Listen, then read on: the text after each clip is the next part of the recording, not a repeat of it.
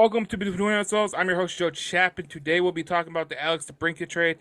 I think a lot of people are missing the mark when they talk about the Alex DeBrincat trade. I've listened to a lot of podcasts.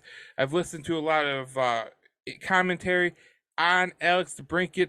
But one of the things that people miss all the time is last year when you were playing the Detroit Red Wings, you could shade your coverage of your defensive zone to Lucas Raymond, to Dylan Larkin, to make sure that they can't beat you. Now those are two good players, and they would realistically beat you because they just tried hard and they broke through. And there's sometimes you get something like that, but for the most part, they didn't have a finisher. They didn't have a guy who could put the puck in the net, and that's one of the issues that would plague the Detroit Red Wings. Obviously, they need goal scoring, so getting Alex DeBrincat for goal scoring is absolutely crucial.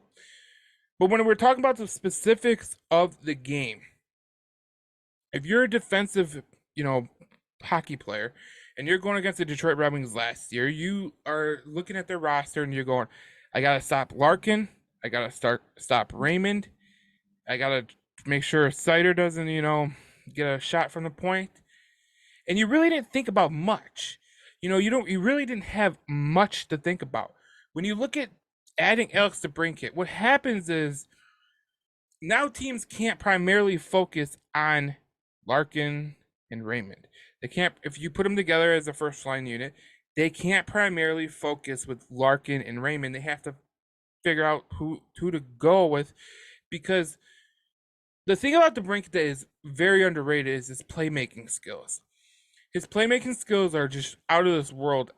The way he finds avenues for the puck is just like, people talk about his goal scoring, and he is a good goal scorer, but his playmaking ability is what's going to help the Detroit Red Wings out a lot. And if you're looking at the unleashing the potential of Dylan Larkin, unleashing the potential of Lucas Raymond, getting a guy like Alex DeBrincat really helps them, because if you know anything about sports, you can't, unless you have a superstar like Connor McDavid or LeBron James or Greek Freak or Jokic, usually you can't do it all by yourself. So that's why you look at it. Like when you look at the Vegas Golden Knights, okay, Jack Eichel is a good player. I wouldn't call him an elite player. I would call him a good player. But they put the puck in the net on all four lines.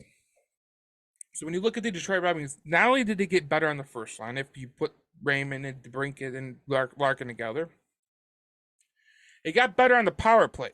Now, they got better in two ways on the power play, which is going to actually help the Detroit Red Wings. And if you have reasonable expectations, this is what you expect. They added Shane Gotthespierre in the on the back end, so they'll help you with the power play unit, getting some offense from the point. But Alex DeBrincat on the power play, with, let's say you put Larkin out there with Raymond, and it's going to open up so many shooting lanes, because no longer can they just shade towards Larkin and Raymond. They got to shade. They got to kind of play that box. They're not going to be able to go, oh, we're going to go take this one. Later last year, Baron, Kubalik, they were the benefactor of kind of open shooting lanes, because a lot of the teams were putting their defensive emphasis on two players, Larkin, Raymond, and they forgot about Perron. Now, Perron's a really good player, but he's nothing like the DeBrincat. So it'll be interesting to see what the Detroit Red Wings look like on the power play. I think it's going to be a better unit, but when you look at this trade, you got to look at it from a standpoint of the team got better, yes, because of the goal scoring of Alex DeBrincat. But the issue that really it helps Dylan Larkin get more kind of lanes to the net. It helps Lucas Raymond get more lanes to the net, and that's what you're hoping for.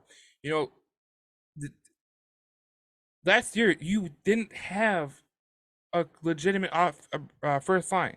You just didn't. You were putting players up there that were not first line material, and going into last season, you thought you'd have Verana, you thought you had Bertuzzi, and neither one of them played that much.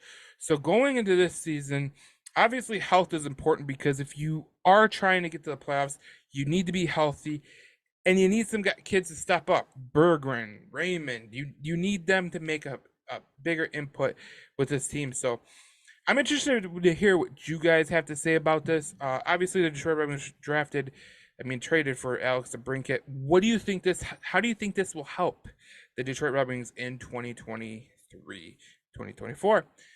I will read your responses below and I'll respond accordingly.